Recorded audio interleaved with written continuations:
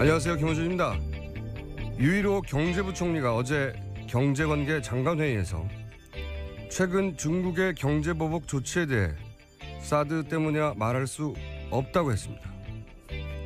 중국 정부가 사드 때문에 경제보복을 하는 거라고 명시적으로 밝힌 것이 없기 때문에 사드 때문이라 단정할 수 없다는 겁니다. 바본가요? 한편으론 그렇게 말할 수밖에 없기도 했겠다 싶습니다. 무슨 대책이 있어야죠. 정부가 그동안 해왔던 말들은 한마디로 설마 중국이 보복을 하겠어? 이게 전부였죠.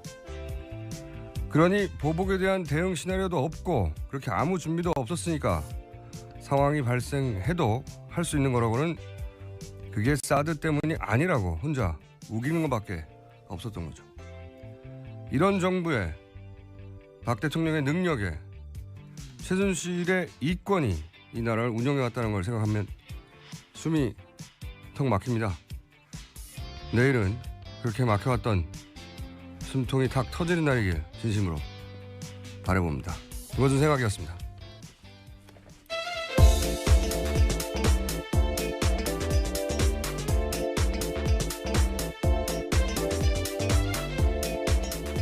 시사인의 김은지입니다. 네. 어제 이어 사드 얘기를 잠깐만 하면 저희가 몇 달 동안 탄핵 얘기만 했기 때문에 네, 최순실 씨 이야기요. 중국 경제 보복에 대해서 이제 정부 반응이 경제부총리가 그거 사드 때문이라고 할 수 없다고 말할 줄 누가 상상이나 했겠습니까? 저는 이것은 호연직이다 거의. 모두가 예스라고 할 때 혼자 노라고 하는 호방한 기상. 이런 말을 할 줄 몰랐어요. 이렇게 진짜로 말했단 말이죠. 그렇게 단정할 수가 없다. 저는 그 정부와 영무가 마땅하다고 생각하는 게 이 사드 관련해서 그동안 안 한다고 하다가 안 할 거라고 중국이 하다가 무역 보복을 하지 않는다고요. 실제로 이제 보복이 막 들어오고 뭐 롯데 같은 경우는 이제 20개가 넘었잖아요. 영업 정지가. 예, 중국에서요. 예. 처음엔 서너 개를 시작하더니 20개가 넘었어요. 근데 그래서 정부가 제일 먼저 얘기했던 대응이 뭐냐면 WTO 제소예요. 네. 네. 세계무역기구. 이게 거짓말이거든요. 거짓말. 어떤 의미의 거짓말이냐면 어제 그 헌재가 인용하면 국제사법재판소로 가겠다고 했던 수준의 거짓말이에요. 그게 그 국제사법재판소는 국가 간 분쟁 다루는 데라서 헌재 판결하고 아무 상관이 없다고 받아주지 않는다고 했잖아요. WTO는 이 군사 안보 문제는 예외로 한다고 하고 있어요. 모든 경제조약이 그래요, 원래.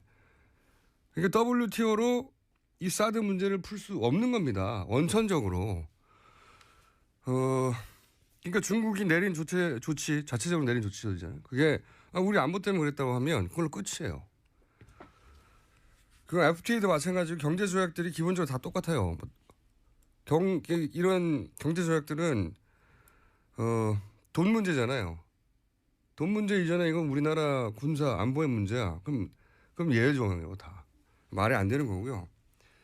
게다가 중국이 롯데 영업 정지시킨 게 다 자기들 국내법 기준이잖아요. 뭐 소방법. 화재 그런 것들이죠. 이건 모든 나라가 마찬가지지만 그런 걸 엄격하게 적용하면 사실 우리나라에도 걸릴 업체들 많습니다. 다른 나라 다 마찬가지거든요. 그렇게 한 거예요. 근데 자기 나라 법을 엄격하게 적용한 거란 말이죠. 이걸 어떻게 WTO로 풀어요. 그것도 그렇고 만약에 100번 양보해서 WTO가 그래 이건 무역보복 부당한 거 맞다고 결정을 내렸다고 쳐요. 그럼 할 수 있는 게 무역 장벽을 높이는 거거든요. 뭐 보복 관세를 매긴다든가. 그러면 관세가 좀 높아지면 우리가 중국 의존도가 훨씬 높은데 중국이 가만히 있을 리도 없고. 그리고 관세 좀 높다고 해서 그럼 사드 배치하세요. 이러나요 중국이? 말도 안 되는 소리죠. WTO는 여기서는 해법이 전혀 아닌 걸 모를 리가 없죠. 통상 전문가들이. 네. 근데 이제 국제사법재판소 이렇게 하면 뭐 그럴듯하지 않습니까? 마찬가지예요. WTO 제소 뭐 대단한 거 있을 것 같잖아요. 안 돼요 이걸로 사드 문제는. 근데 모르고 하는 게 아니라 아무 대응도 안 하면 무능하다고 하니까 말하는 거예요. 그런 의미에서 거짓말인 거예요 이게. 뭐 정부 입장에선 딱히 내놓을 카드가 없기 때문으로 보이는데요. 작년부터 이러한 것들 내부적으로는 검토했던 거에 대해서 저희도 한번 보도한 바가 있습니다. 할 수 있는 게 없는 겁니다. 예. 실제로 할 수 있는 게 없는데 할 수 있는 게 없다고 말할 수가 없으니까 대충 말해도 일반인들이 잘 모를 거 들이대는 거죠. 국제사법재판소처럼 WTO처럼. 사실 무역 보복 할 거라고 알고 있었지만 없다고 공개적으로 계속 이야기하는 거고요. 그러니까요. 예. 예. 다 거짓말이에요. 예. 이렇게 하면 안 되는 겁니다. 자, 이야기는 근데 다음 주부터 하기로 하고요.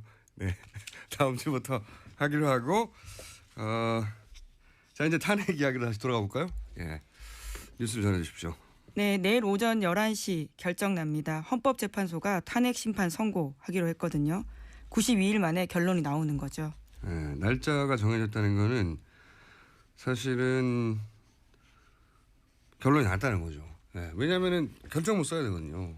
네, 계속 결정문을 쓰고 있고 당일날 아마 정말 몇 대 몇인지를 한다고는 하지만요. 대략은 나왔다고 봐야 될 것 같습니다. 그렇죠. 그런 결과가 안 나오면 날짜를 정할 수가 없는 거예요. 못 받기도 쉽지 않죠. 그러니까 이제 우리 이 8인은 알고 있는 겁니다. 이제 야, 얼마나 궁금해. 예. 이견이 있었나 봐요. 그렇죠? 예. 네, 계속 평의가 그렇게 진행되고 있죠. 어제는 시간이 길었다고 하는 거 보니까 평의 시간이. 그땐 아마 대략의 결론이 나온 게 아닐까. 어떻게 예상하십니까? 세상 아무도 모르는 일이란데요. 8분을 제외하고는.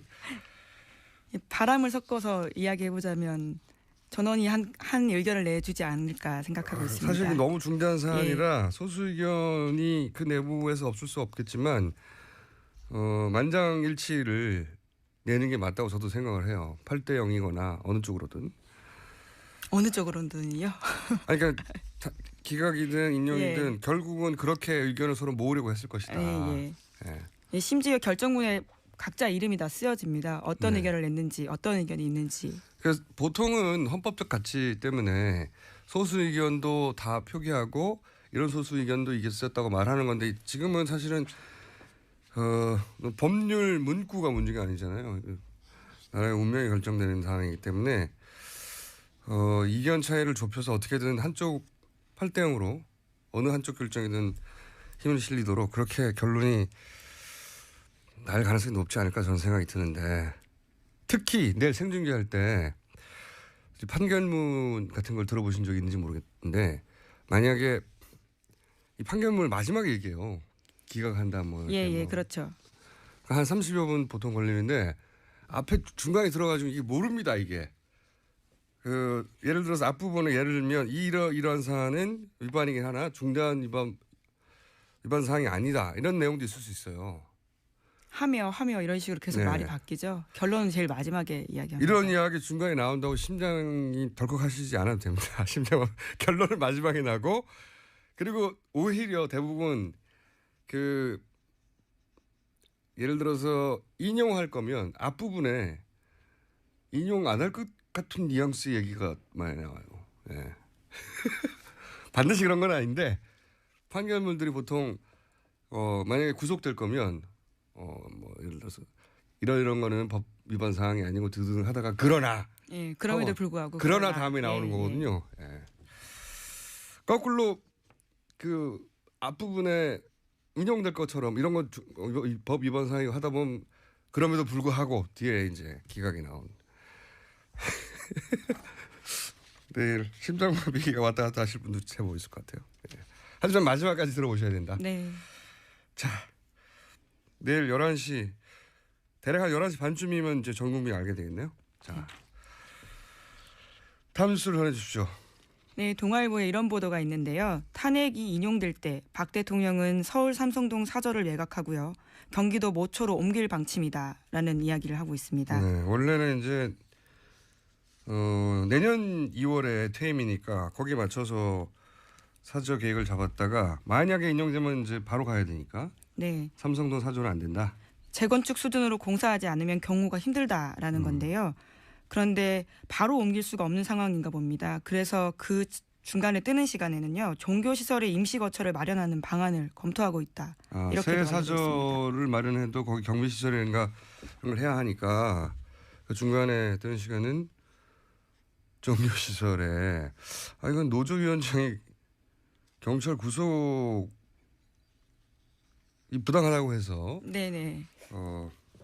피신할 때 쓰는 방식인데. 예, 실제로 그랬죠. 민주노총 위원장이 조계사에 들어가 있었고요. 또 명동 성당도 많이 가고요. 네, 전통적으로 이제 경찰이 안 들어가죠. 종교시설에 들어가죠. 노리신 건가요? 네. 어쨌든 굉장히 의외의 이야기는 종교시설에 임시거처를 마련하겠다. 만약 인용의 경우에. 그런 뉴스가 나왔고요. 자, 네. 다음 뉴스는요. 또 어제 헌법재판소 앞에서요. 경찰관 2명을 폭행한 혐의로 탄기국 사무총장 민모 씨가 현행범으로 체포됐습니다. 뿐만 아니라 3.1절 탄핵 반대 집회에서도요. 가스총 가지고 참가했던 50대 남성 강모 씨가 입건됐습니다. 뭐 이런 뉴스 지금 나오면 뭐합니까? 내일이 결정나는 날인데 이제야 이런 뉴스가 나오네요. 네. 박영수 특검 그 집 앞에서의 시위에 관해서는요. 네, 너무 늦다 어제 그런 이야기 드렸었는데요. 이제서야 법원이 시위를 금지시켰습니다. 내일 끝나요. 네, 어제 금지시켰어요? 네, 가처분 신청은 정말 빨리 할수록 그 청구에 이익이 있는 건데요. 네. 26일 날 신청했거든요. 그런데 어제서야 나온 거죠. 야, 말이 안 되네요. 이제 탄핵 심판이 내일인데 뭐 어제 나오면 뭐예요? 예. 이게 과거의 사례를 보면 옥상에서 박근혜 대통령 비판하는 전단지 뿌려도 네, 이하 작가 말씀하시는 거죠. 또는 뭐 세월호 배지도 뺏었어요. 배지로 뭐 어떻게 합니까 그걸로? 근데 이제 그것도 뺐고 그다음에 집회를 주도했다고 구속을 시키거나 백남기 씨 물대포 맞아서 돌아가셨잖아요. 근데 이제 왜 방맹해가지고 그 앞에서 휘두르는데도 아무런 조치를 안 하냐고 언론이 한 일주일 이상 떠들었죠. 예. 네, 심지어 화형식도 했었습니다. 얼굴 새겨진 현수막 불질렀거든요. 그래서 박영수 특검의 부인이 혼절했다는 거 아닙니까? 예. 그 앞에서 하도 협박을 하니까 살해 협박을 하고 뭐 모가지를 딴다니 참 그 앞에서 자기 살던 집 앞에서 다 몰려와가지고 그런데 이제 이 신청을 어제 받아들였다는 거고 그리고 어제야 누군가 한 사람 체포했다 나오고 어제 한 사람 입건해도 이게 말이 안 돼요. 나쁜 공권력입니다 정말. 자 다음 뉴스는요. 네, 특검이 이병기 전 국정원장한테서 국정원이 보수단체에 지원금을 댔다라는 진술을 확보했다라는 한겨레 신문 보도입니다. 국정원장이 예. 전임 국정원장인데요. 실토한 거죠. 블랙리스트 관련해서 뭐 일종의 화이트리스트라고 볼 수 있을 것 같은데요. 보수단체에 지원금 됐다라고 하는 거니까요. 특검이 이제 이병기 전 국정원장 전 비서실장이기도 하죠. 예, 그렇습니다. 국정원장 하다가 비서실장 가는 경우 어디 있습니까? 말도 안 되는. 그러니까 국정 운영 방식이 그랬던 거예요. 네, 네. 김기춘 실장 바로 다음에 비서실장을 했습니다. 김기춘 비서실장도 국정원의 전신 그렇죠. 중정 출신이고 그 다음 국정원 비서실장도 국정원장을 직전했던 사람. 그만큼 이제 국정 운영의 방식이 그랬던 거죠. 국정원을 장악하고 국정원을 통해서 국가를 운영하라고 했던 거죠. 그게 명백히 드러나는 거고. 더군다나 이병기 전 국정원장이나 전 비서실장은 사실은 다시 정치를 하면 안 되는 사람이에요. 이분은 과거 이력이 화려해요. 그 총 쏴달라고 했던 총풍. 네, 1997년에 있었던 일이죠. 네, 그때 이분이 실무 책임자였거든요. 그런 일이 있었어요. 네, 북한에다 돈 주고 총 좀 쏴달라고. 네. 그래야 이해창 후보한테 유리하다고. 실제 그런 일이 있었고 생각해보면 참 업처구니 없는데 맨날 그때 당시 상대가 김대중 전 대통령 후보였지 않습니까? 97년이었으니까. 김대중 후보를 빨갱이라고 해놓고 자기들은 거래하고 있었던 거예요. 야. 그리고 그 이후에 또 그 다음 선거 때, 다음 선거 때 이해창 후보가 나왔던 그때는 이분이 또 차태기 아시는지 모르겠는데 돈을 사과 박스에 넣어서 차 트렁크에 들고 간 게 아니라 트럭째로 그냥 차떼기로 했다라고. 그랬던 사건에 두 사건 모두의 실무 책임자였어요. 이러면 안 되는 거죠. 다시 등장하면. 근데 대통령의 비서실장으로 그리고 국가정보원장으로 복귀했던 이 정권 하에서 그분이 이제 특검에서 보수단체 국가정보원이 돈을 댔다. 국정원이. 이건 국정원이 이런 걸 인정한 건 처음이에요. 네, 좀 더 구체적인 진술을 보시면요. 이렇게 이야기합니다. 우리와 뜻을 같이 하는 단체에 대한 지원은 예전부터 해오던 일이다. 기조실장한테 보고받았지만 계속 그런 지원이 있어 왔기 때문에 국정원장이 굳이 터치할 입장이 안 됐다. 라면서 시인을 한 건데요. 국정원장이 왜 터치할 입장이 안 됩니까? 자기가 결정하면 되지 하지 말라고. 네. 어쨌든 그러면서 지원이 있어 왔고 그리고 본인이 있는 기간에도 계속 지원이 됐다는 말을. 예, 심지어 이런 말도 합니다. 지금도 하는 것으로 알고 있다. 다만 상세한 지원 내역에 대해서는 말하기 어렵다라는 거죠.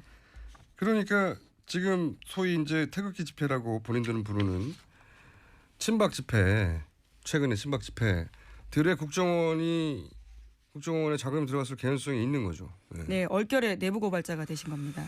얼결이 아니고 생각하고 했을 거예요. 본인 빠져나가려고. 다음 정권에서 반드시 수사해야 될 내용이라고 봅니다. 국정원이 왜 이들 단체에 돈을 대요? 뭐 현재 지금 검찰 특수본으로 넘어가 있긴 한데요. 잘할 수 있을지는 여전히 의구심을 많이 사고 있긴 합니다. 여하간 이런 의구심은 있어 왔는데 이건 전직 국정원장이 직접 얘기한 거죠. 이제 돈 준 거 맞다고. 예, 굉장히 힘 있는 진술입니다. 아 참네. 그러니까 이런 말을 하는 사람들을 음모론으로 몰면 안 되는 거예요. 이제 국정원장이 직접 얘기했으니까. 다음 순요.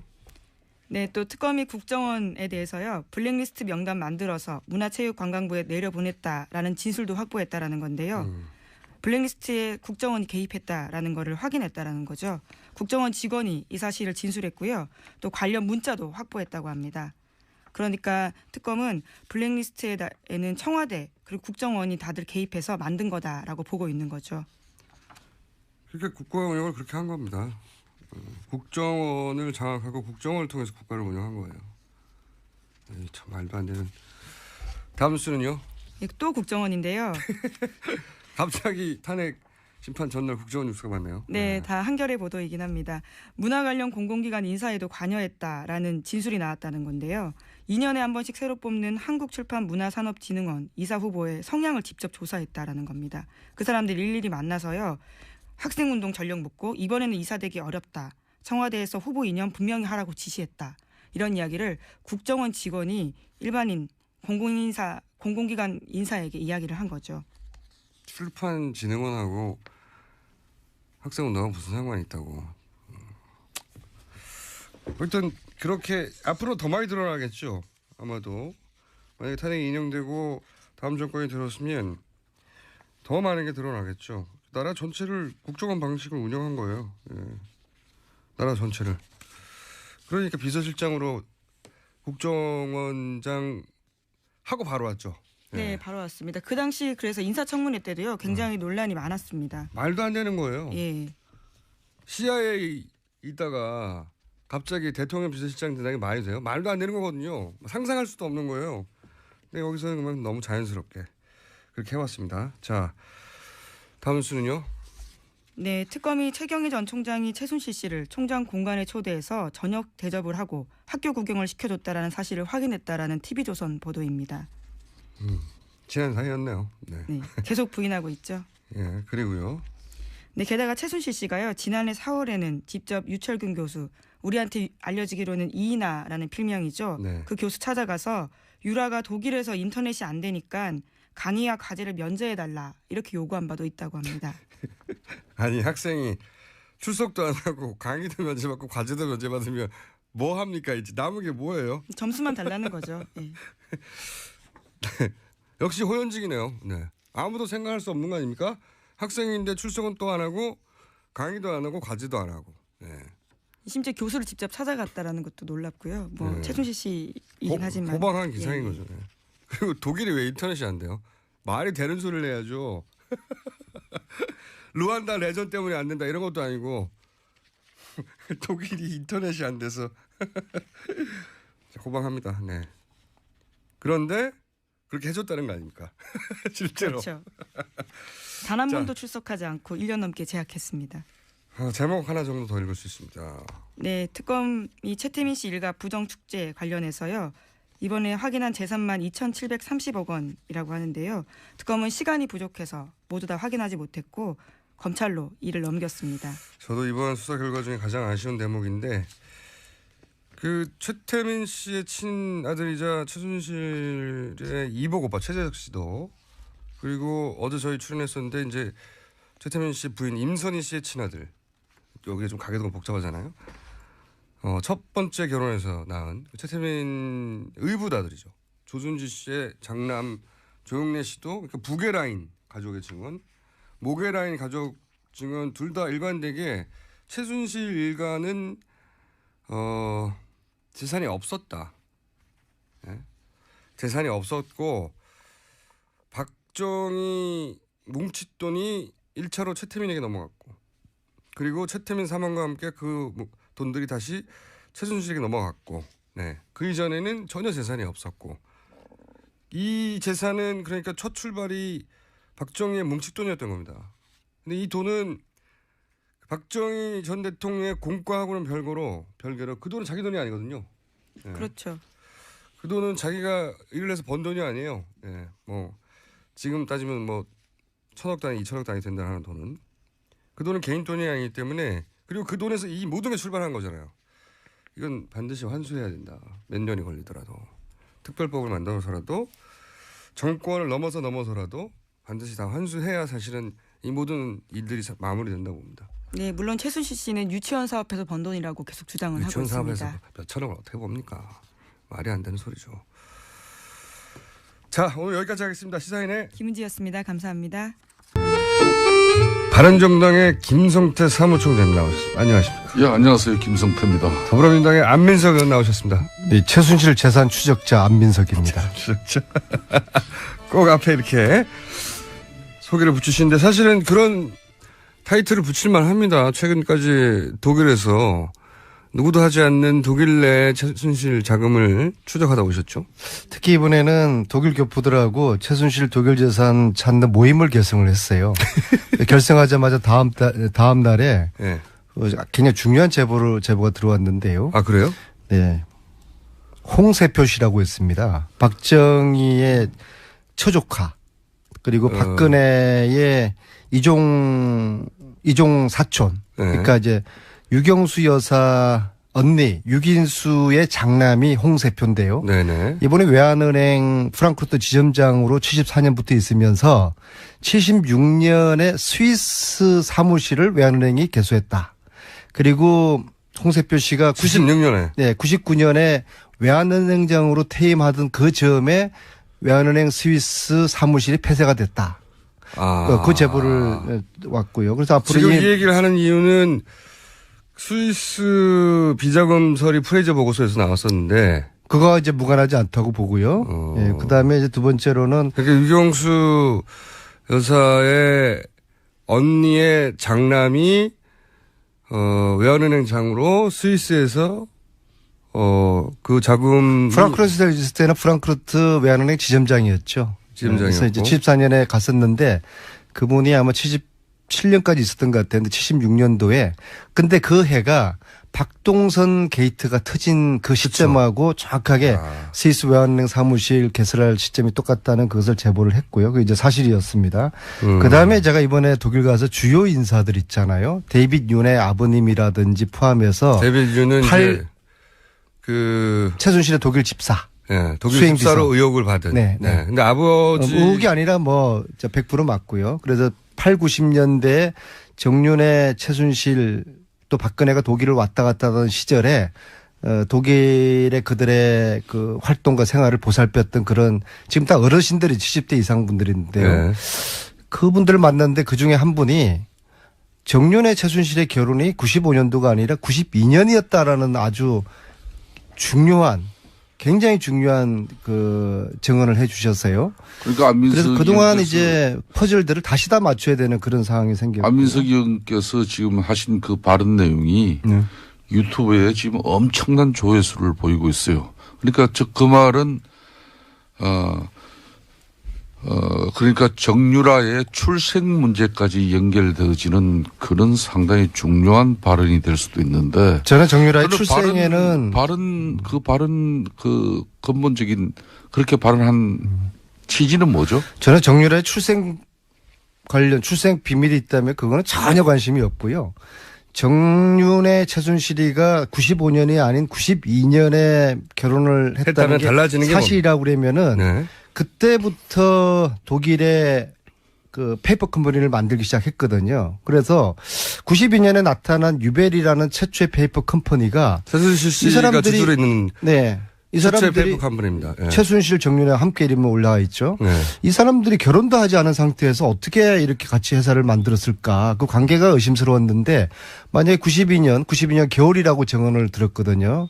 그때가 결혼한 게 사실이라고 하면은 이것은 최순실 독일 은닉재산에 퍼즐을 맞추는데 새로운 조합들이 되는 그러면 것이고요. 그 은닉재산을 독일의 페이퍼 컴퍼니 형태로 감추기 시작할 때 그 모든 작업들을 정윤회 씨와 같이 했다? 그렇죠. 재산을 함께 회사를 함께 만든다는 거는 그 관계가 남남 관계는 안 되지 않습니까? 이미 이제 95년에 부부였다는 거 92년에 부부였다는 거 틀리고요.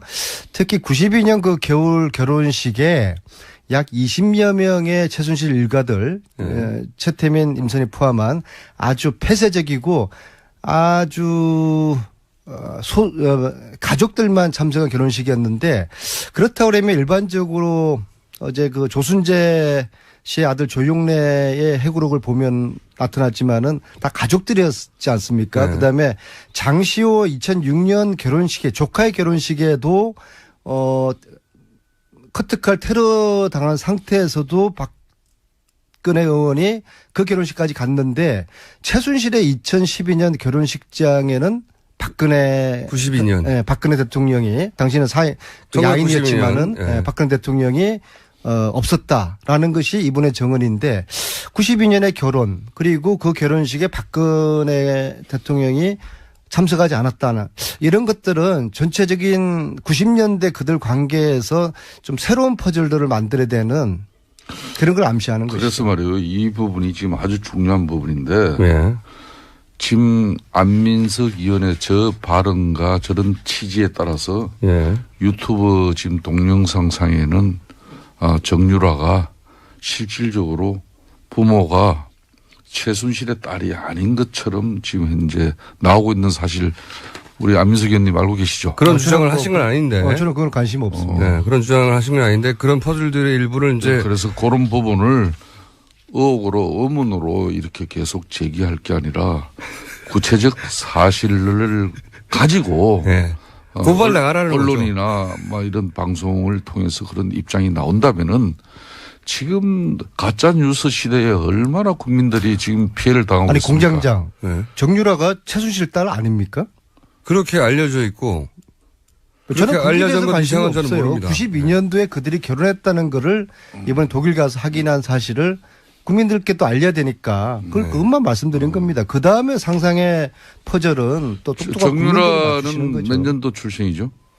정유라는 현재까지 알려지기로는 최순실 정윤회가 95년에 결혼했고 그 이듬해인 96년에 정윤회가 태어난 것으로 그렇게들 지금 알고 있고 실질적으로 정윤회는 지금 정유라는 96년생으로 지금 돼 있죠. 출생신고가 그렇게 돼 있어요. 그 안민석이는 대체로 그 정유라의 출생 연도를 인정을 하지 않는 그런 측면이 많은데. 이 아침에 그거는 무슨 이유에서 그런 거죠? 남의 출생 가지고 이야기할 거 아니고요. 내일 그 탄핵 인용되느냐 마느냐 국민들 관심 있는데 넘어가시죠. 근데 제가 말씀하신 것 중에 92년에 저 처음으로 안민석 의원의 주특기가 딱 조기까지예요.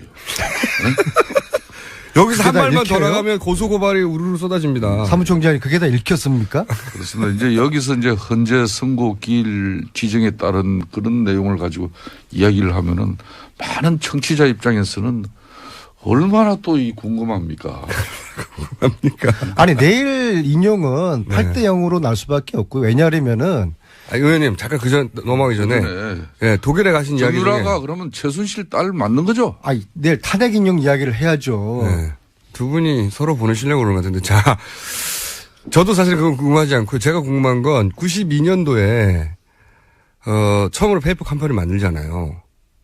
네. 정유라 그러니까 최순실 씨 이름이 거기 들어가 있어요. 페이퍼 컴퍼니가. 그리고 나서 찾아내신 페이퍼 컴퍼니가 꽤 많지 않습니까? 네. 그러니까 최순실 씨의 이름이 들어간 페이퍼 컴퍼니이자 혹은 그 회사가 또 이름을 변경해서 만들어진 페이퍼 내지는 컴퍼니죠. 최순실과 관련된 사람을 걸로 추정되는 페이퍼 컴퍼니구나. 네, 페이퍼 컴퍼니. 근데 그 중에서 국내로 거의 2천억 가까이 최순천 씨였나요? 네, 동생 최순천의 회사로 그 페이퍼 컴퍼니로 추정되는 곳에서 국내로 2천억 정도 투자된 게 있지 않습니까? 그 퍼펙트 인베스트먼트라는 네덜란드 회사가 예. 홍콩을 통해서 최근에 2천억이 예. 서동범 최순천의 남편이 운영하는 그 회사는 그 아동복 그 유명한 회사인데요. 회사죠. 그 그게 분야에서. 뭐 알려져 있는 회사인데 그러니까 그쪽으로 2천억을 투자받았어요. 2천억이 이제 들어왔는데요. 예. 그래서 그 2천억을 네덜란드에 있는 회사가 우리나라에는 아동복 회사에 2천억을 꽂았다는 건 엄청난 거란 그게 말이죠. 좀 이상해서요. 그래서 찾아오셨나요? 그래서 이번에 그죠? 이제 독일에 간 김에 그 네덜란드 그 회사를 찾아서 갔어요. 그 회사가 네. 온전한 회사인지 과연 그런 정도의 투자를 할 만한 규모를 가진 투자 2천억을 회사인지 투자하려면 했는데 엄청난 회사야 되는데. 딱 갔더니 프랑크푸르트에서 한 400km 떨어져 있는 곳인데요. 완전히 네덜란드 외곽에 아주 그 숲속이에요, 숲속. 숲속. 아주 숲속에 그냥 집 한 채 달랑 있는데 그 회사 사장을 만났는데요. 본인이 그런 투자했다는 사실도 모르고요. 또 한국에 아무런 지인도 없다고 하고 그럼 중국에는 지인이 있느냐? 뭐 상해 근처에 아는 친구 한 명 있다고 그러고요. 홍콩을 통해 들어온 거죠. 그렇죠. 그래서 참 그 이상하다는 그런 이제 생각을 했는데 2천억을 투자한 어마어마한 회사인데 갔더니 숲속에 조그만 집 하나 있는 거예요. 근데 이 돈들이 어떻게 형성됐을까? 여러 가지 이제 그 의심스러운 정황들이 있는데 결국에는 저희들이 그 주진우 기자랑 같이 갔는데요. 저희들이 수사권이 없지 않습니까? 네. 그래서 특검법을 만들어서 70년대부터 최순실 재산을 추적을 하는 그런 조사위원회를 만들어서 수사권을 주고 그래서 거기서 발견되는 불법 은닉 재산들이 있으면은 한 푼도 남김없이 몰수하는 최순실 재산 몰수법이 필요한 것이고 이 최순실 재산을 몰수하겠다는 후보를 저는 지지할 것입니다. 다 몰수하자고 그러면 어떠시려고요? 모든 후보들이 그러면은 뭐 몰수하자고 하면. 그러면 지금 있는 분들 다 지지하죠. 뭐. 근데 그 중에 한 분이 지난 며칠 전에 저에게 전화를 다른 일로 공약, 교육 공약 관련된 저한테 물어볼 게 있다고 질문을 하시면서 그 이야기를 하던 중에 제가 이 최순실 재산 몰수 제가 독일 갔다 온 그 다음날 전화를 저한테 주셨더라고요. 그래서 이 재산 몰수해야 되는데 이것은 특별법 없이는 독일 검찰하고 공조가 힘들다. 그리고 독일 말고도 헝가리, 스위스, 오스트리아도 있는 것 같다. 그러니까 그분이 저한테 제게 약속을 했어요. 그래서 그분을 지지를 지금 하려고 그럽니다. 별로 중요한 얘기 아닌 것 같고요. 최순실 재산 특별법. 네, 그건 중요한 얘기고요. 예. 자, 이제 혼자 충분히 얘기하셨죠? 네. 얘기하셨고, 이제 김성태 의원님이 그 얘기를 하셔야 될 것 같아요. 헌재 심판을 하루 앞둔 바른정당의 심정. 예. 의원님 요즘 잠 잘 주무십니까? 사실상 작년 12월 국회가 대통령 탄핵 소추를 하고 예. 잠 제대로 잤다 그러면 뭐 제대로 된 국회의원은 아니겠죠. 근데 그 탄핵 결정에 따른 끝까지 책임을 지는 그런 자세와 마음가짐은 국민들에게 상당히 중요할 것 같아요. 다른 정당은 탄핵 결과가 어떻게 되든 정당으로 살아남을 것 같은데 바른 정당은 탄핵 결과에 따라서 뿌리치 흔들리지 않겠습니까? 그렇습니다. 바른 정당 같은 경우는 만에 하나 탄핵이 기각된다면은 국회의원직을 사퇴하겠다고 했지 않습니까? 네, 당도 해체하겠다고. 응분에 또 책임을 져야 되는 것이고 그런 측면에서 어떠한 경우라도 헌재의 결정은 존중되어져야 되는 것이고 그런 측면에서 헌재는 국민이 부여한 국가 권력을 가지고 박근혜 대통령이 과연 국가와 국민을 위해서만 그 권력을 썼는지 아니면 최순실 일가들을 위한 사익 편취를 위해서 대통령이 그 국가 권력을 일부 잘못 쓴 부분이 있는지 그것만 판단되어진다면은 이 문제는 상식선에서 다 끝날 일이죠. 표준 답변이고 실제 바른정당의 분위기는 어떻습니까? 불안에 떨고 있나요? 불안에 떨기보다는 지금 헌재 결정 이후에 뭐 시청 광장이 지금 현재 촛불과 태극기 뭐 대한민국이 사실상 두동강 난 이 암담한 세상을 8대 이동광이라고 해주세요. 네. 이 암담한 세상을 치유하고 바로잡아 나가기 위해서는 이제는 정치 권력들이 특히 여의도가 이제 바로 조기 대선 전국으로 가지 않습니까? 대선으로 가기 때문에 더 이상 국민 분열 그리고 전국을 안정시키는데 바른정당은 모든 역할을 다 해요. 아니 그런 거 말고요. 뭐 이야기 듣고 싶어요. 아니 그런 거 말고 그러면 의원님을 국한해서 의원님 요즘 잠 잘 주무세요? 요즘 저는 하루에 잠 서너 시간 이상 자본 역사 없습니다. 왜 불안해서 일찍 계시는 겁니까? 일국의 대통령을 탄핵하는 문제를 가지고 네.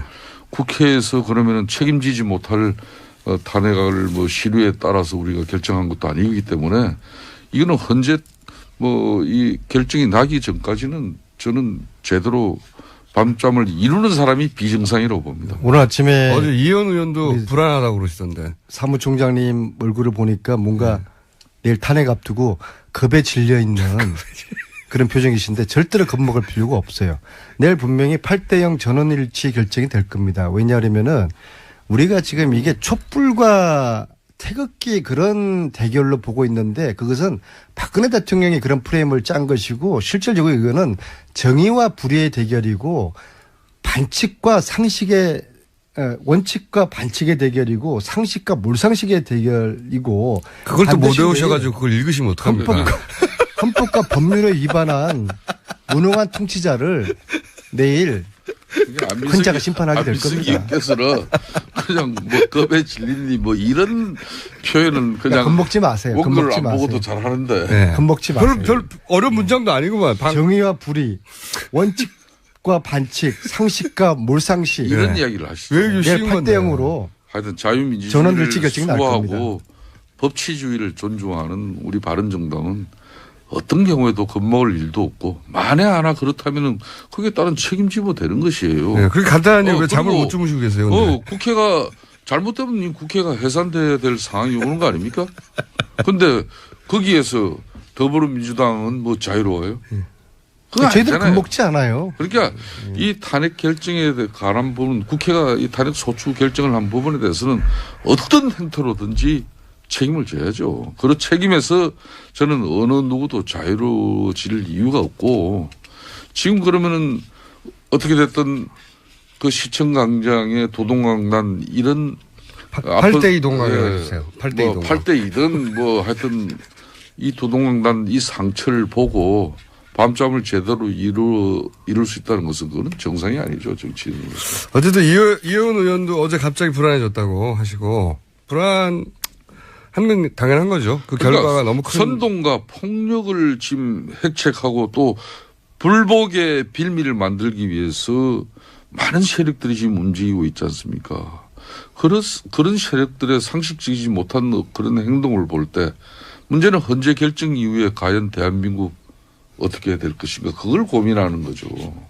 사실 지난 연말에 박근혜 대통령이 본인의 국정농단을 사죄하고 하야했더라고 그러면은 지금과 같은 이렇게 국론 분열의 상황은 나지 않았을 텐데 저는 국정농단만큼이나 더 중요한 것이 더 심각한 지금 행위를 박근혜 대통령이 저지르고 있는 것이 바로 이 국론 분열이라고 봅니다. 이 국론 분열은 태극기와 촛불의 이 싸움을 박근혜 대통령이 조장하고 태극기의 촛불 이 전쟁의 프레임을 만들었거든요. 이것은 대단히 참 잘못된 대통령으로서 그래서 국민들이 여론조사에 보면 지금 80%가 대통령의 80%가 대통령의 사법 처리를 지금 요구하는 거 아닙니까? 그만큼 국민들의 이 분노에 더 불을 질러 놓음으로써 이 태극기와 촛불 이 싸움을 대통령이 부추겼다고 저는 보고 있습니다. 사실상 작년 12월 국회에서 국회의원 234명이 또 국민 여론 80%가 압도적인 대통령의 탄핵 입장을 가진 거 아니겠습니까? 여론조사가 아무리 지나도 75%로 안 내려가고 있습니다. 그렇죠. 네. 그런데 어제 자유한국당의 이런 국정농단 세력이 탄원서 제출 쇼를 했단 말이에요. 이거는 한마디로 자신들의 어떤 생명 연장의 어떤 꿈을 버리지 못했기 때문에 그런 행위가 나오는 거예요. 그 말은 대통령이 탄핵되더라도 자신들만큼은 살려줄 이 지지자들. 이 사람들은 뭔가 큰 혼돈을 갖고 있어요. 만약에 태극기 세력들은 오로지 자신들을 지켜줄 가장 큰 힘이다. 그렇기 때문에 그들을 위한 한마디로 정치 행위를 해야 된다. 그러니까 어제 그런 또 행동이 나오는 건데 이런 행동들은 한마디로 삼파극에 불과한 것이고 좀 전에 안민석 의원 말씀처럼 심파극 아닙니까? 예, 심파극. 심파극이죠. 삼파극은 예, 심파극입니다. 예, 산부인과에서는 할 수 있는데. 예, 그러니까 이 박근혜 대통령께서 이 탄핵 정국을 맞이한 대통령의 입장으로서 사실상 왜 끝까지 당적을 유지하려고 하는지 저는 아직도 그게 의아스러워요. 만약에 탄핵이 인용이 되면 바른정당 지지율이 확 올라가고 자유한국당 지지는 떨어질 거라고 그렇게 예상하고 계십니까? 저는 탄핵이 인용 결정되더라도 바른정당이 탄핵됐기 때문에 지도 팍 올라간 그런 요행도 바라지 않습니다. 대한민국 유행이라보다는 당연한 거 아닌가요? 대한민국이 정의로워지고 공정한 세상 되면은 그걸로 바른정당의 32명의 의원들은 보람 느끼는 거지 뭘 더 얻습니까? 지지율도 필요 없고요. 그러니까 바른정당이 지금 아닌 말로 뭐 대선 후보를 가지고 지금 우리가 뭐 이 조기 대선판에서 대통령 그 꿈을 우리가 버리지 못하고 그런 집착된 그런 정치 세력도 아니고 거의 뭐 자포자기 수준을 말씀하시는데요. 지지율이 너무 안 나오다 보니까 대통령을 포함한 국정농단 세력들이 네. 인용에 대한 그런 예측을 할 겁니다. 그럼에도 불구하고 그 결과를 수용하지 않음으로써 지지자들을 계속적으로 묶어두려고 하는 그런 의도를 가지고 예. 계속 지금 이런 헛소리들을 하고 있다고 저는 보고 있어요. 그 김성태 의원님 말씀을 들어보면 바른정당은 이번 대선을 사실상 거의 손 놨다고 이렇게. 손 놓기보다는 저는 그래요. 어떤 경우에든 보수 정치 세력들은 이번 조기 대선판에서 국민들에게 다시 보수 정권을 재창출해달라고 이렇게 호소하고 우리들이 요구하기에는 염치가 없다. 원죄가 있는 사람들입니다. 그 원죄가 있는 사람들 중에 그래도 대한민국이 최순실 같은 그런 정말 형편없는 사람에 의해서 박근혜 대통령이 국가가 국민이 부여한 그 권력을 가지고 그렇게 잘못 쓰여질 때 그 친박 측근 세력들이 당을 장악하고 대통령이 분명히 잘못되어 가고 있는데도 말 한마디 못하는 그 당이 싫어서 뛰쳐나온 사람들이에요. 굉장히 상식적인 말씀이신데. 제가 오늘 이렇게 정리하겠습니다. 네. 그렇기 때문에 우리 자신들이 그렇다고 뛰쳐나왔다고 해서 그 책임을 완전히 우리는 없다 할 수 없는 거예요. 네. 그렇기 때문에 그게 걸맞는 정당으로서 앞으로도 그러면 지지율이 막 올라가면은 필요 없다고 막 지지율 깎아달라고 그러실 거예요? 아니죠. 그건 저는 어떤 경우든 네. 이번 박근혜 대통령이 만일 탄핵이 인용 결정이 이루어진다면은 대한민국은 새로운 이제 프레임이 서는 겁니다. 지금까지 보수 진보 양쪽에 의해서 민주당 뭐 자유한국당 새누리당 과거 잘해 먹었지 않습니까? 이제는 우리 국민들은 그런 이제 정치 국가 권력 아니에요. 그렇기 때문에 이 대연정 시대에 걸맞는 바른정당은 책임 정치 구현하는 책임 정당 되면 되는 거예요. 네. 자, 오늘 이 방송을 통해서요. 네. 김성태라는 해방 이후 최초의 양심적인 보수 정치인이 탄생했다라고 그렇게 무줄도사가 선언하겠습니다. 아니 근데 굉장히 정말 양심적이시네요. 그 사실 오늘 이번 이 전국에서는 보수 세력이 다시 정권을 잡겠다는 거는 얌체 같은 짓이거든요. 염치가 없긴 해요. 네. 네. 그런데 이제 그 방송 진행자가 예. 뭐 염치가 없다 자꾸 그러면 됩니까? 아니, 본인이 직접 말씀하셨으니까. 저는 했더라도 그래도 방송 진행. 그럼 박수만 칠게요. 공정한 방송을 해야죠. 저렇게 자성하고 성찰하면 국민들이 다시 또 기회를 주시거든요. 그렇죠. 그런 얘기를 듣고 박수 치지 않을 사람은 그러니까 없습니다. 저는 좀 전에 안민석 의원님처럼 저 자비 들고 개인적으로 예. 얼마나 힘듭니까? 독일 가가지고요. 몇 번씩 가면서 그러면서도 실체적 진실을 밝히고 두 번 다시 이런 정경유착이라든지 국정농단이 국가 권력에 의해서 쓰여지지 않게끔 하는 조사 대한민국 국회의원으로서 대단한 역할을 하는 거예요. 제가요 우리 지도부한테도 독일 간다고 보고를 드렸는데 않아요, 유일하게 네. 김성태 의원님께서 저에게 여비를 보태주셨어요. 얼마나 보태주셨어요? 눈물이 나올 정도더라고요. 액수는 중요한 게 아니라 그 마음이 중요한 것이죠. 아니 액수가 중요합니다. 액수의 마음의 크기가 담겨요. 저희들도 나이 먹을 만큼 먹었어요. 애들처럼 이렇게 하지 마세요. 그동안 이 추측만 난무했던 최순실 일가의 숨겨진 재산 규모가 이제 정말 특검법에 의해서 다시 이런 부분은 밝혀져야 돼요. 시즌2가 시작되는 거예요. 박영수 특검은 그 부분은 손을 못 댔어요. 시간이 없어가지고. 대단히 아쉬운. 박영수 특검은 줄기 가지만 건드렸고 뿌리에 해당되는 이 사태 본질, 돈은 시즌2를 시작을 해야 되는 것이죠. 그래서 최순실 재산몰수 특별법이 필요하고 그 특별법을 만들겠다는 후보를 저는 지지하겠다. 그렇게 말씀드립니다. 최순실 사태 이 두 분의 사이가 너무 좋아지셔가지고. 아니 이거는 진보 보수의 문제가 아니라 네. 정의와 불의의 문제고 원칙과 그 반칙의 그런 문제니까 저희들이 이거는 뜻을 같이 하는 거죠. 어쨌든 사이가 좋아지셔가지고. 마음이 좀 그렇네요. 그것도 지난주 여비까지 주셔서 또 감사하게 다음 주 방송이 저는 참 기대됩니다. 왜냐하면은 탄핵이 인용되냐 기각되냐에 따라서 바른정당이 운명이 완전히 갈라질 것이기 때문에. 그렇습니다. 바른정당은 사실은 이 사건 때문에 생긴 당이거든요. 그렇습니다. 완전히. 이 사건의 결론에 따라서는 정당이 탄탄하게 자리를 잡고 아마도 자유한국당에서 탈당하는 분들이 막 올 수도 있고요. 저는 이제 마지막으로 이 방송에 드리고 싶어요. 마지막으로? 자유한국당에 아직도 30여 명의 네. 탄핵 찬성 의원들이 있어요. 어제도 그렇게 헌재에 탄원서까지 제출하는 60여 명의 그 의원들 속에서 그 사람들은 무슨 역할을 하기 위해서 거기 있느냐는 거예요. 네. 괜히 탄핵 그러니까 결과를 기다리는 거죠. 탄핵 인용 결정이 이루어지면은 그분들도 정의로운 정치를 위해서 판단을 해 주셔야 됩니다. 예? 그리고 소멸되어질 정당은 우리 국민들의 이 뜻에 의해서 심판이 되어줘야죠. 자, 다음 주 목요일이 기다려집니다. 저도. 두 분이 어떤 얘기를 하실지. 오늘은 여기까지 하겠습니다. 바른정당의 김성태 사무총장, 더불어민주당의 안민석 의원이었습니다. 감사합니다. 예, 네, 감사합니다. 김종인 전 더불어민주당 비대위 대표가 어제 탈당계를 제출했습니다. 각 정당의 반응이 다 다른데 앞으로 이 반응들 간단히 짚어보겠습니다. 오늘은 먼저 더불어민주당 반응입니다. 더불어민주당의 김홍걸 국민통합위원장 전화 연결해보겠습니다. 안녕하세요, 위원장님.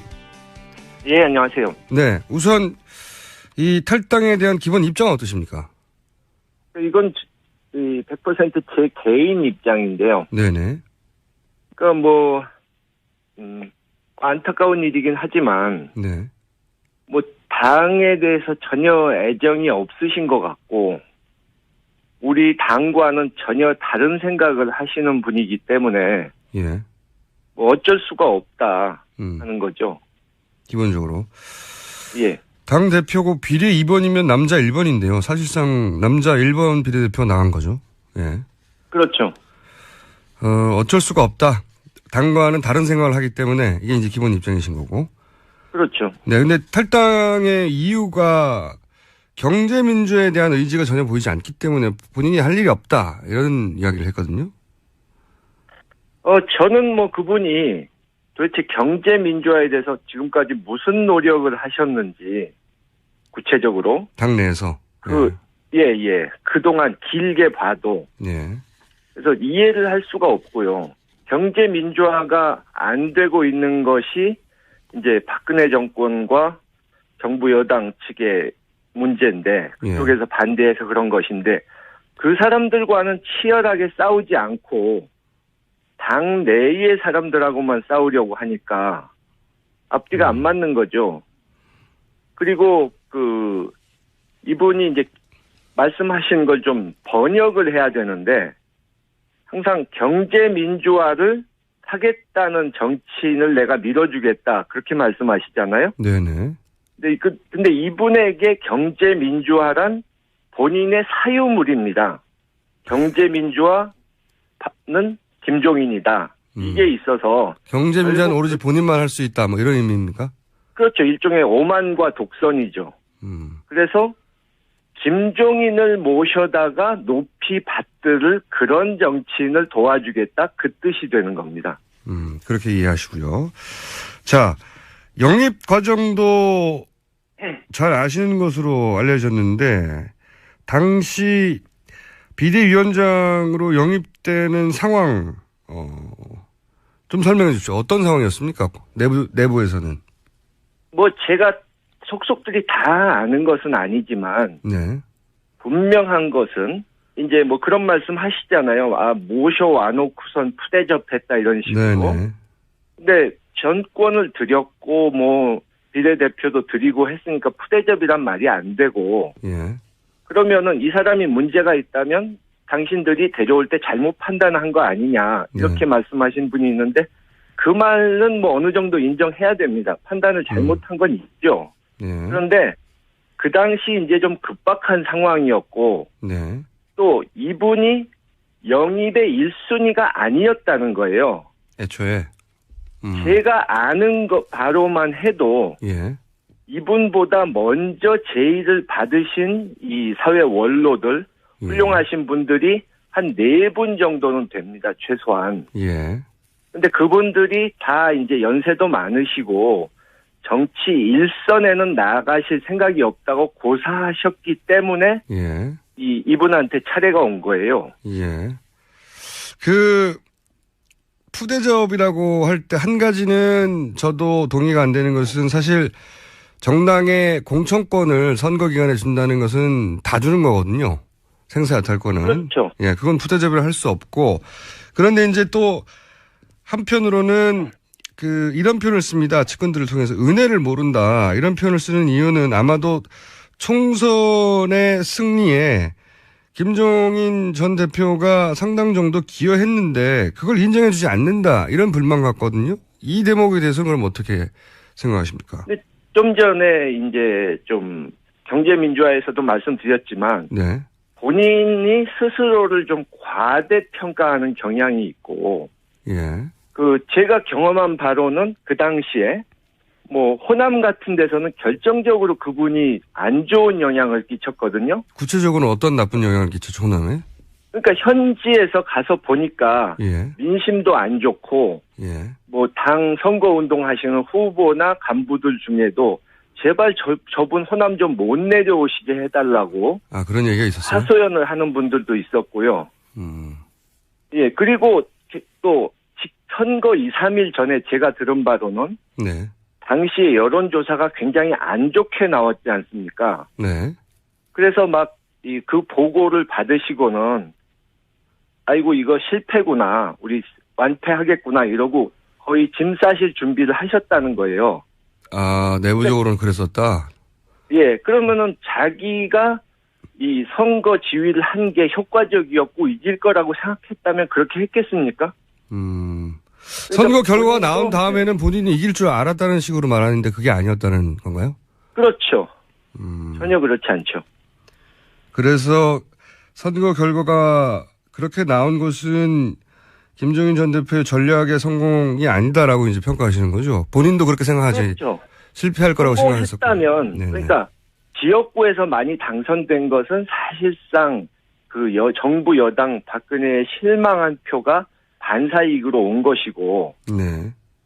생긴 지 얼마 되지도 않은 이 국민의당에게 우리보다 훨씬 당세가 작았던 국민의당에게 정당 투표에서 진 것만 봐도 네. 그 당시 당 지도부의 전략이 이 실패했다는 걸 보여주는 거죠.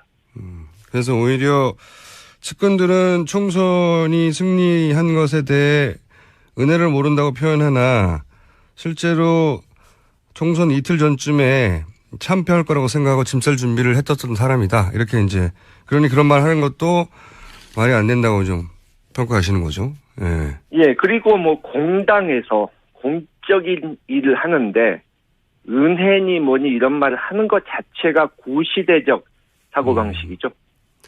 알겠습니다. 입장은 충분히 알겠고요. 그러면 진짜로 탈당한 이유는 뭐라고 보십니까? 개인적으로?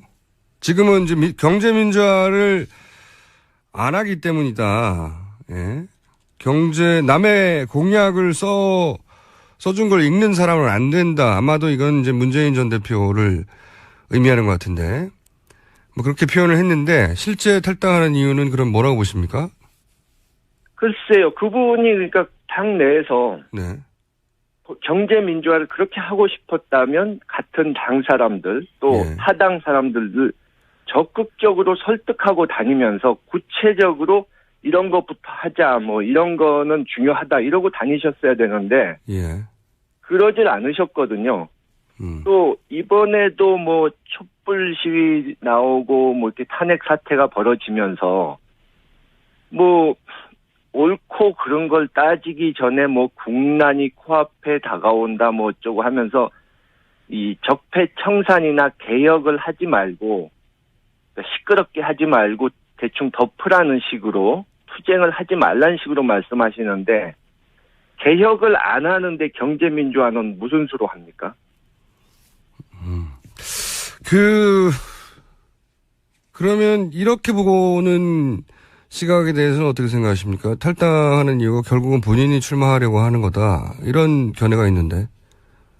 글쎄요, 그거는 제가 뭐 장담을 딱 뭐다 이렇게 말씀을 하기가 그런데, 예. 뭐 그 가능성도 있다고 보시는 분들이 많죠. 네. 그러니까 이 어느 당에서도 지금 확실하게 자신을 대접해 주지 않기 때문에 그러면 뭐 독자적으로 가보겠다 이런 생각하실 수 있죠. 알겠습니다. 제가 이제 다른 당의 입장은 다음 시간에 들어볼 예정이기 때문에 다른 당의 입장은 얘기를 하지 않겠는데 이거는 어떻게 생각하십니까? 이분이 만약에 출마를 한다면 그 민주당을 제외한 세력의 묶음을 시도할 공산이 크지 않습니까? 예. 그러니까 민주당하고 지금 겨루고 있는 다른 정당을 묶어서 거기에 대표 주자가 만약에 된다면 이제 싸워야 될 대선에서 라이벌이 되는 거잖아요. 네. 그런 셈이죠. 글쎄요. 그럴 가능성은 전혀 없다고 보는데요. 그것이 성사될 가능성은. 그거는 왜 그럴까요? 예. 아니 반기문 총장처럼 어느 정도 지지율이 나오는 분도 그걸 못했는데 이분은 뭐 전혀 국민들이 대선 후보로 생각조차 하지 않고 예. 뭐 이분이 과거의 이력이나 성향을 봐도 김종인이라는 정치인을 생각할 때 뭐 통합이라든가 화합, 희생 뭐 이런 것을 머리에 떠올리는 사람이 없지 않습니까? 그러니까 내가 다 알고 있다. 내가 최고다. 나를 무조건 따르면 된다. 이렇게만 말씀하시는 분을 따를 정치인이 과연 몇이나 있을까요? 그렇게 생각하신다. 알겠습니다. 그럼 마지막 질문인데요. 이런 얘기가 이제 오래전부터 있어 왔는데 내일 탄핵 선고가 되니까 한번 여쭤보겠습니다. 대통령이 그 헌재 선고 전에 갑자기 하야를 선언한다든지 혹은 선고 이후에 만약 인용이 될 경우에 사면을 위해서 그 정치권이 협상을 할 거라든지 그러니까 소위 그 특검이나 검찰의 기소 내용과 무관하게 결국은 정치적인 사면으로 해결이 될 것이다. 이런 전망이 있거든요. 거기에 대해서는 어떤 입장이십니까? 그쪽에서 물러나는 것은 안 할 걸로 보고요. 네, 그건 없을 것이고. 지금 뭐 본인은 기각될 것으로 자신이 이길 것으로 착각을 하는 것 같아서. 예.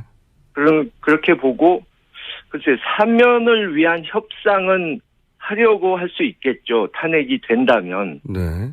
또 뭐 야권에서도 일부는 네. 너무 강하게 나가면 동정론이 나올 수 있다. 역풍이 불 수 있다. 또 그런 소리가 나올 수 있는데. 네, 반드시 그런 얘기가 나오겠죠. 예.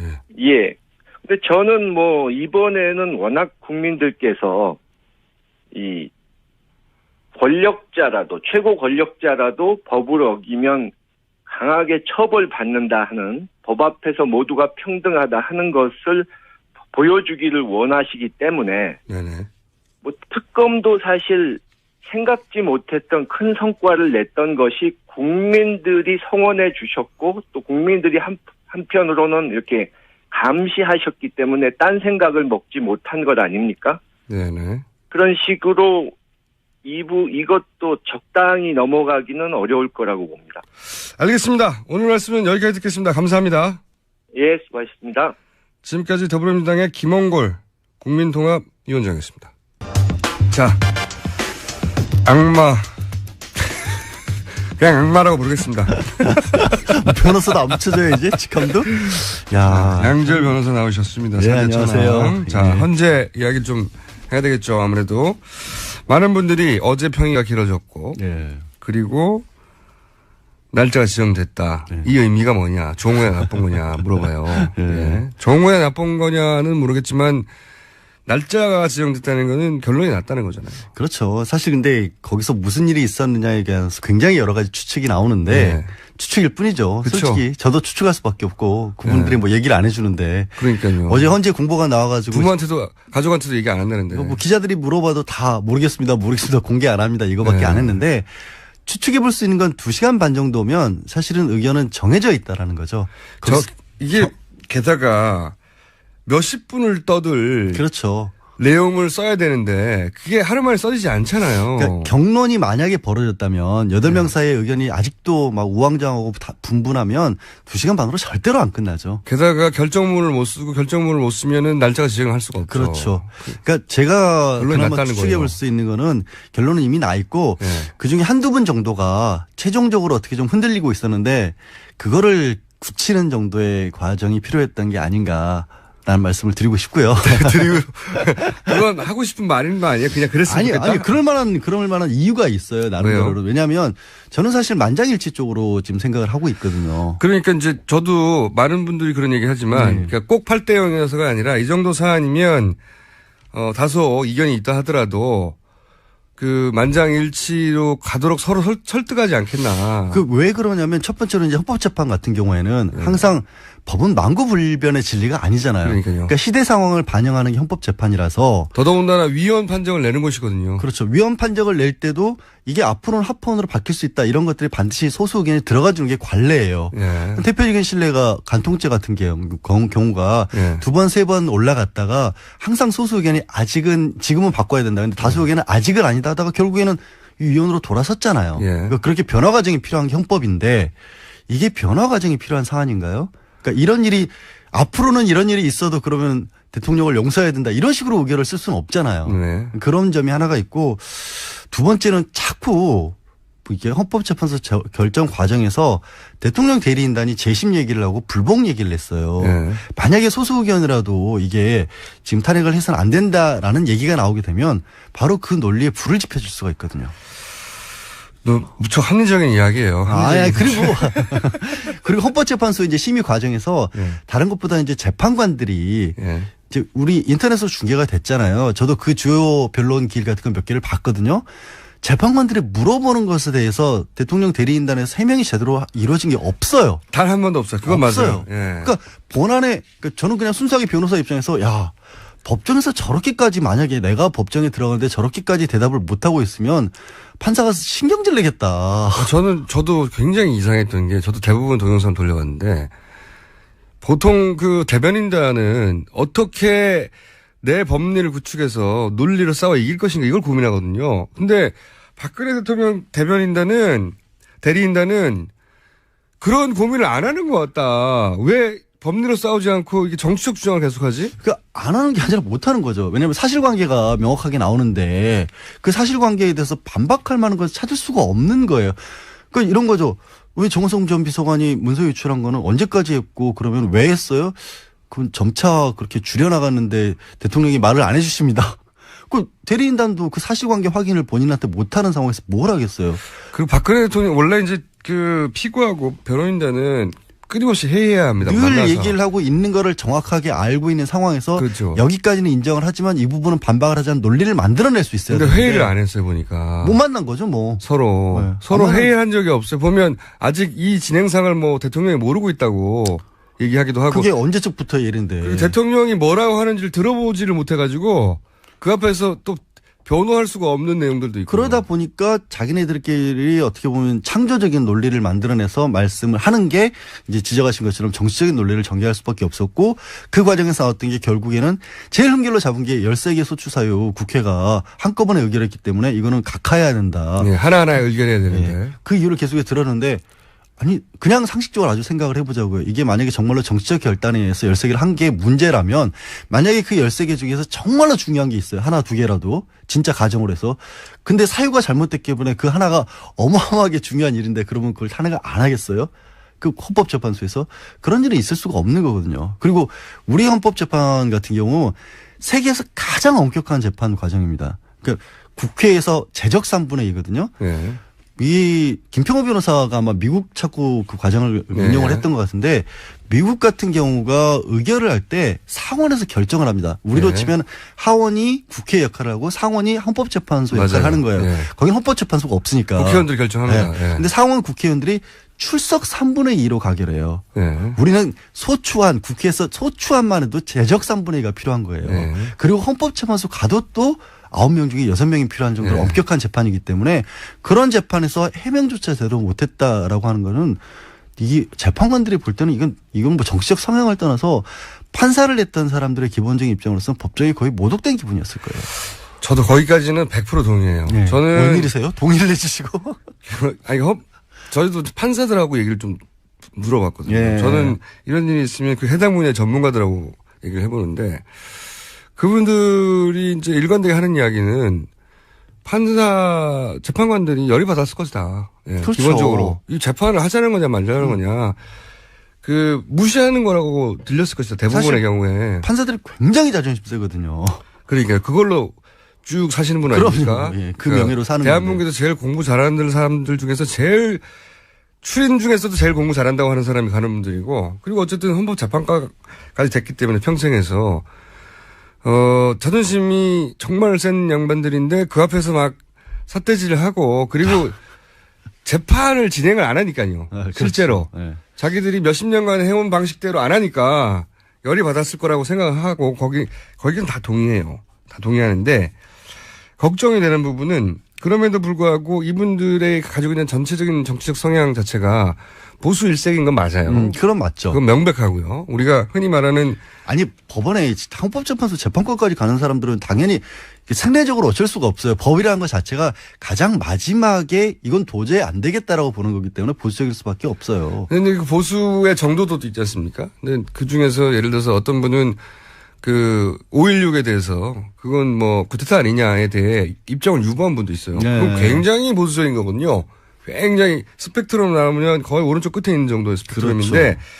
그런 분들도 있다 보니까 자기가 가지고 있는 직업적 전문성으로 볼 때는 이건 명백한 사안인데 본인이 가진 정치적 성향으로 볼 때는 어떻게든 이해해주고 싶은 게 발동할 수 있잖아요. 그 이해해주고 싶은 생각을 하는 분들이 이제 헌법재판소 재판관들은 아니고 저도 좀 법조계 인사들 중에서도 분들 중에서도 고위직을 지냈다거나 조금 이제 오래 일을 하셨던 분들 중에 그런 분들 얘기를 들어봤어요. 근데 아주 단적으로 말씀드리면 이런 생각들을 하시는 것 같아요.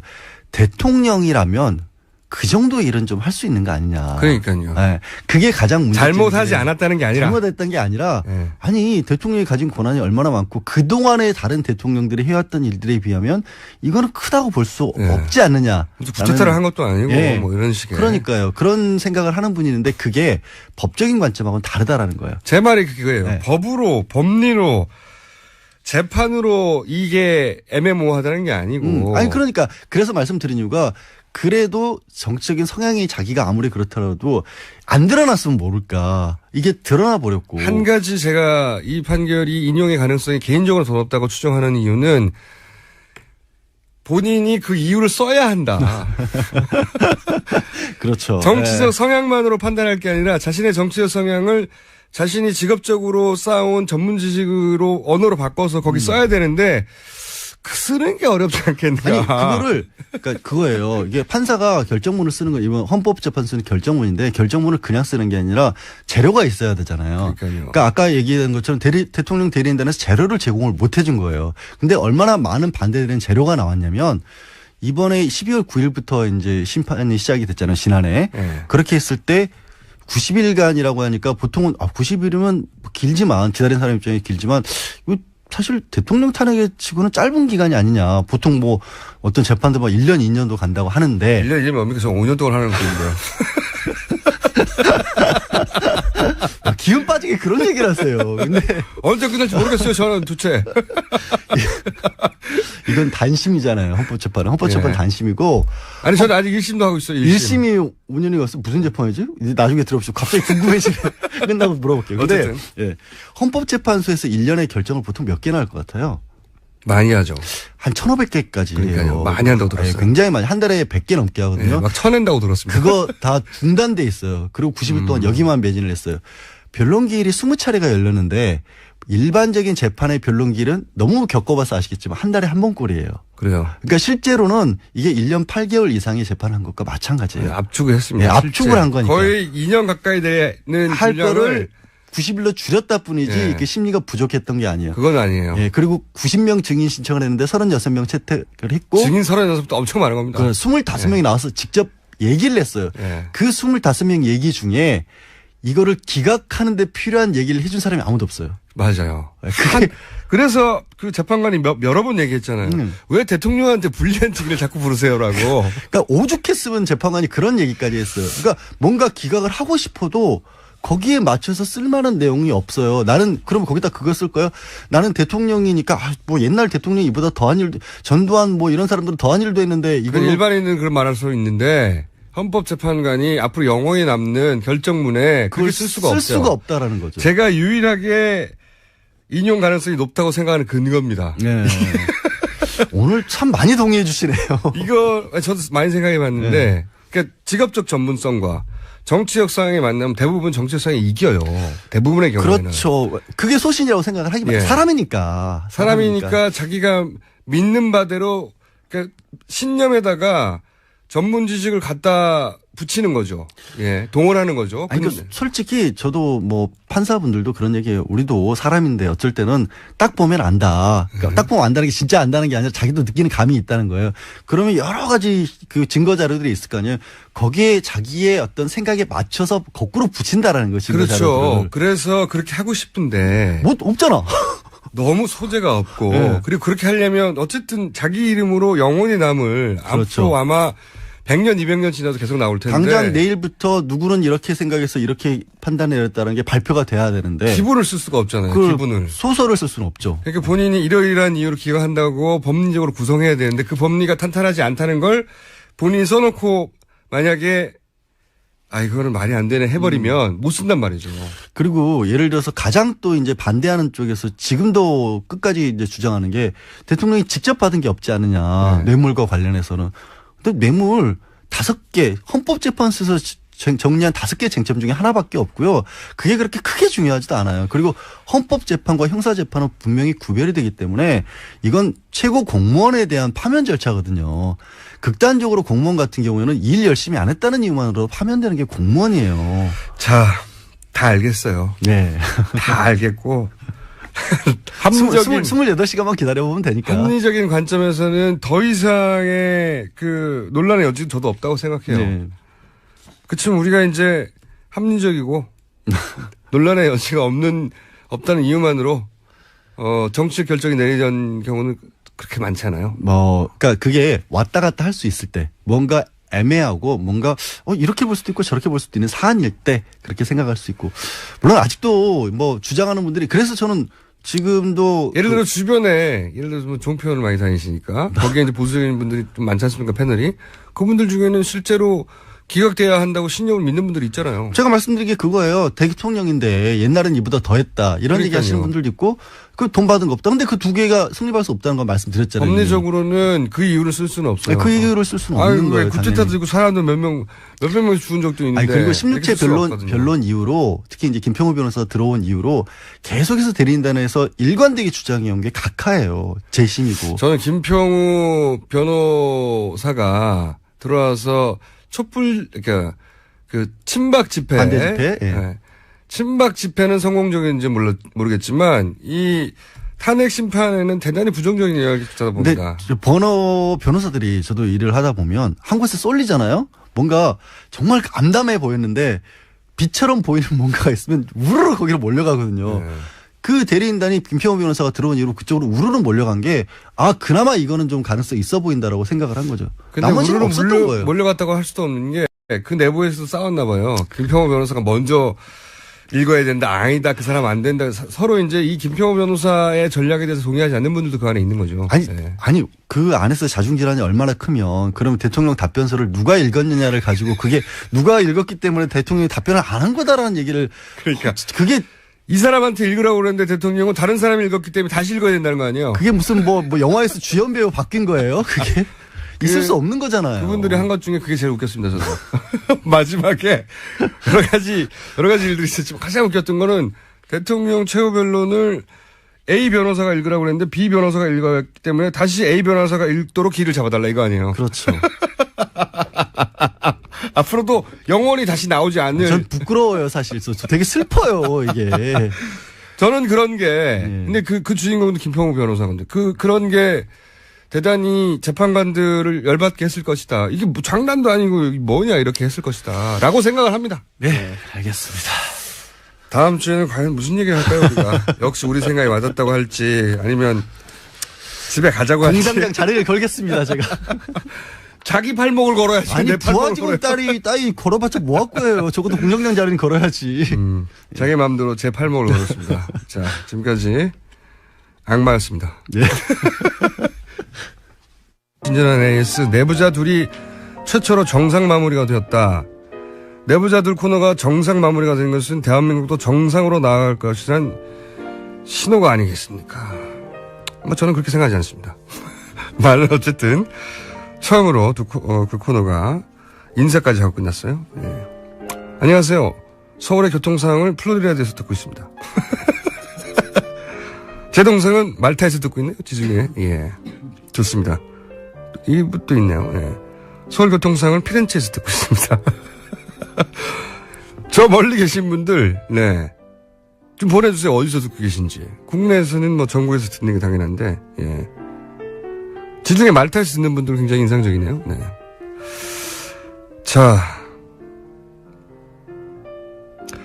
이게 아무래도 문자가 잘못 온 것 같네요. 워킹맘인데 어젯밤에 아이가 열이 나서 밤새 잠도 못 자고 오전엔 시어머니, 오후엔 친정어머니가 오셨어요. 족장님. 족장님이라고 저를 부르시면서 맛있는 간식을 보내주세요. 네. 이거 엉뚱한데 할 문자가 저희한테 온 것 같습니다. 네. 아무래도 이제, 그렇군요. KBS, 황정민의 FM 대행진에서 황정민 씨를 족장이라고 부른다고 해요. 네. 그렇군요. 저희는 맛있는 간식을 보내드릴 수가 없습니다. 네. 있어도 싫어요. 여기까지 하겠습니다. 오늘부터 호칭이 바뀌는 분입니다. 네. 제가 도시건축가로 불렀다가 전 의원으로 불렀다가 여러 가지 왔다 갔다 했거든요. 네, 그래서 박사로 통일하기로. 네. 박사의 유일한 효용 가치는 죽을 때까지 박사인 거예요. 박사를 어디서 뭘로 따셨죠? 미국에서 MIT에서 도시교육 박사로 땄습니다. 그 유명한 MIT 그거죠? 그 유명한 MIT입니다. 몇 년도에 따셨습니까? 꽤 됐죠. 88년도. 88년도에? 네. 공부 좀 하셨군요. 지금도 공부 열심히 합니다. 네. 자, 박사님, MIT 박사님이라고 제가 불러드릴게요, 그러면. 그러지 마세요. 나 그거 듣기 싫어요. 우리나라의 도시공학과로 MIT 박사를 딴 여성 공학도가 몇 명이나 됩니까? 본인은 아실 거 아니에요? 우리나라에는 지금은 거기서 저까지 포함해서 여자 박사가 둘이었는데. 둘밖에 없어요? 그분은 미국에서 활동하시고. 그리고 한 가지 분명히 얘기하시면 도시계획은 공학은 아닙니다. 그리고 MIT는 공학만은 아닙니다. 그래요? 그리고 제가 오늘 얘기하려고 하는 4대강 사업도 공학만은 아닙니다. 네. 공학이 아니다. 그럼 뭘로 불려야 됩니까? 보통 도시계획 박사라고 얘기해요. 그냥? 그쪽에는 정확하게 도시계획 박사로 얘기합니다. 네. 알겠습니다. 단 2명밖에 없는 국내에는 유일한 한 분은 미국에 계시기 때문에.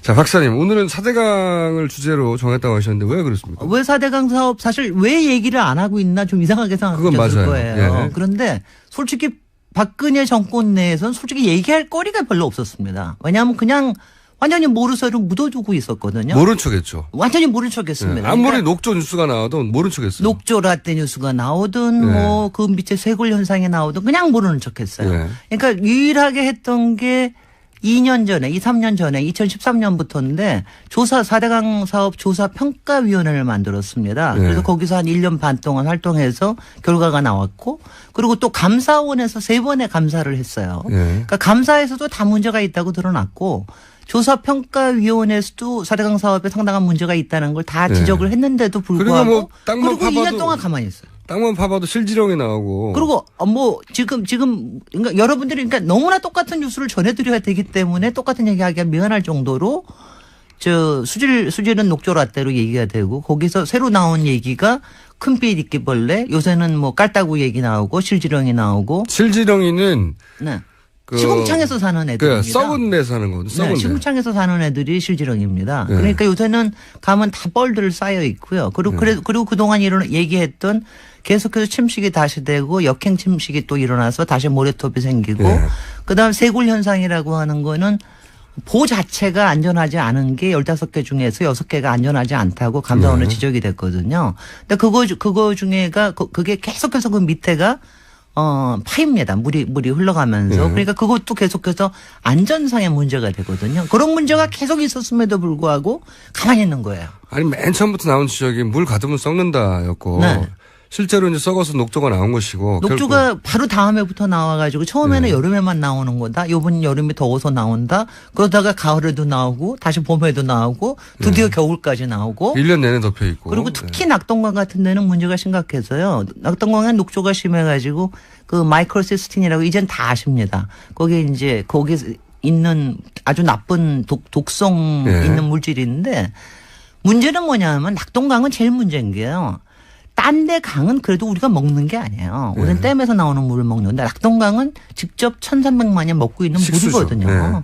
그런데 거기서 그렇게 독성 물질이 나오고 그리고 그걸 여와하는 정수량도 그렇게 시원치가 않습니다. 근데 이제 그러고도 내버려 두는 거예요. 그리고 매년 5천억 이상씩 계속 들어갑니다. 유지관리비는 3천억, 수자원공사에 들어간 8조에 대해서 2천억씩 계속해서 들어가고 이렇게 해서 계속 들어갑니다. 근데 왜 이렇게 가만히 있다가 갑자기 올 초에 바로 지난달 말부터 했습니다.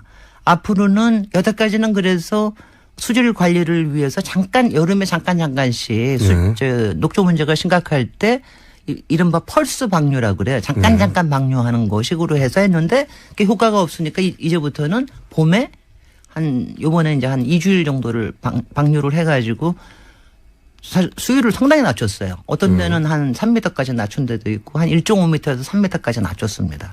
왜 이런 걸 지금 할까? 지금 회사. 왜 지금 할까? 네. 저는 왜냐하면 사실 이거를 여러분들한테 지금 이런 걸 해서 그리고 얼마 전 뉴스까지 나왔어요. 지금 환경부가 됐는데 환경부가 내년에 낙동강에 있는 보 한두 개를 시험으로 해체해 보려고 한다. 이런 뉴스가 나왔는데. 아닐까요? 다음 정권이 만약에 들어서서 낙동강, 그러니까 이 4대강 문제를 이제 본격적으로 다루게 될 때 이 공무원들이 아무것도 알아야 했다는 게 드러나면 안 되니까 이제 슬슬 제스처를 취하는 거 아닐까요? 그게 뭐 제일 첫 번일 겁니다. 저는 그렇게 봅니다. 저는 그래서 그걸 왜 그럴까? 지금 이번에 한 방류가 얼마나 효과적일까, 얼마나 문제일까 이거 얘기하기보다도 왜 지금 이럴까? 지금이 오늘 그 얘기만 하십시오. 너무 이제 많은 얘기니까. 첫 번째는 역시 사실 이제 바로 박근혜 정권의 말년이기 때문이죠. 그러니까 말년이기 때문에 지금 뭔가 해놓지 않으면 차기 정권에 막 검찰처럼 뭔가 우리 뭐 이렇게 비비러 다 불려간다 이제. 이제 자기들이 잘못한 거 알고 있으니까. 알고 있었습니다. 아무것도 안 한 게 아니라 이렇게 시험 방류도 해봤고 이렇게 길게 방류도 해가지고 뭐 저수지하고 해가지고서는 이렇게 뭐 해봤습니다. 문체부가 블랙리스트로 당하는 걸 보면서. 네. 이거 큰일 났다 이거. 지금 사실 공무원 세계에서는 그런 일들이 꽤 많을 겁니다. 검찰뿐만이 아니라 굉장히 많은데 사실 작년에 지금 환경부 장관이 바뀌면서 4대강에 대해서 그때 청문회 할 때 4대강에서 뭔가 하겠다는 얘기는 했어요. 그러니까 아주 빌미가 좋은 거죠. 그리고 그동안 조사평가위원회에서 뭔가 하라고 한 용역이 작년 말에 끝났어요. 그러니까 올해 이제 초에 지금 특히 이제 올 초에 하기가 좋은 거는 지금이 그러니까 물이 필요한 시기가 아니잖아요. 지금 용수 시기가 아니잖아요. 그러니까 지금 물을 낮추기 가장 좋다 해서 하는 겁니다. 그래서 이제 그게 한 가지가 있고요.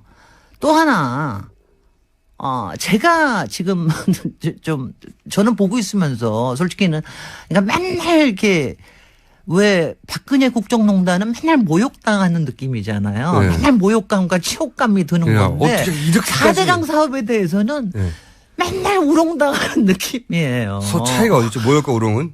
완전히 다릅니다. 하나는 가슴이 무너지는 거고 하나는 머리가 내가 나를 이렇게 무시하는 거야 이런 느낌이 드는 겁니다. 어느 쪽이 머리를 지금 무시하는 겁니까? 아니 그 4대강은 논리로 얘기할 수 있는 거 아니에요.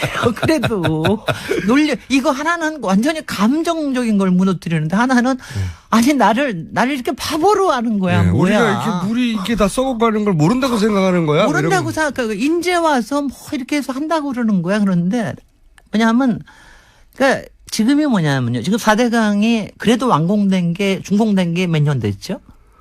짧은 거는 한 4년? 긴 거는 6년 4, 됐습니다. 5년 됐죠. 예. 5년 됐죠. 2012년에 처음 됐으니까 네네. 올해가 5년이 되는 겁니다. 근데 올해가 되면 이명박 대통령 임기 내에 끝내야 한다고 난리를 쳤기 때문에. 그러니까 말하자면은 지금 사드 배치 같은 거는 그 뭐라 그러죠? 알박기라고 그러는데 네. 그때는 완전히 대못을 16개를 강에다 쿵쿵 박아 놓은 거죠. 예. 절대로 문제 없다. 막 이런 식으로 했는데 올해가 되면은 이제 뭐가 끝나냐 하면은 하자 보수 기간이 끝나요. 네. 그러니까 이 16개 보호에 여기서부터 따라서 이제 전문가의 관점이 나오는군요. 왜냐하면 이게 이런 거예요.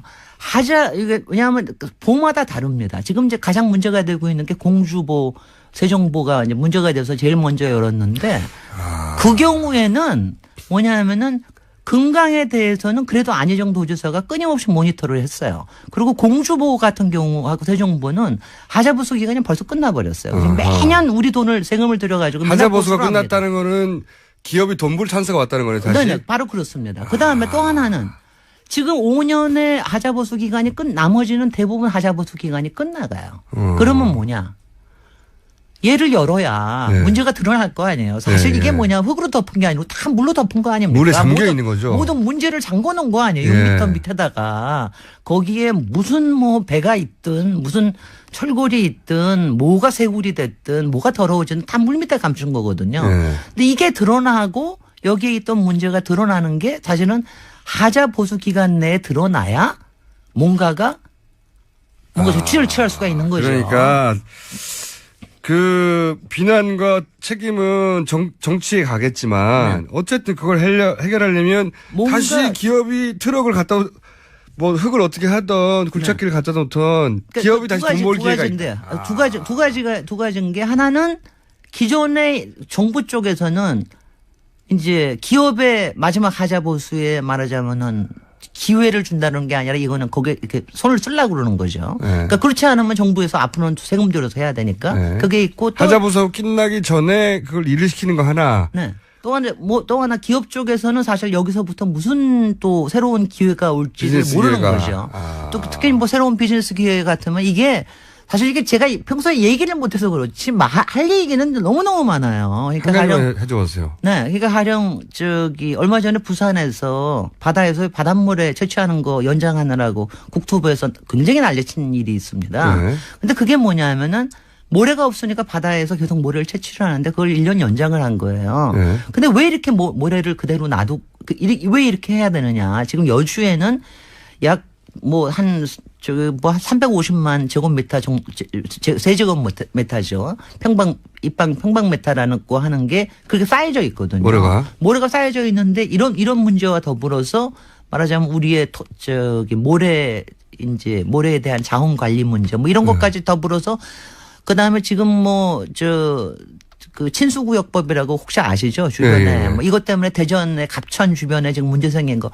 근데 문제가 너무 많은데 이거를 솔직히는요.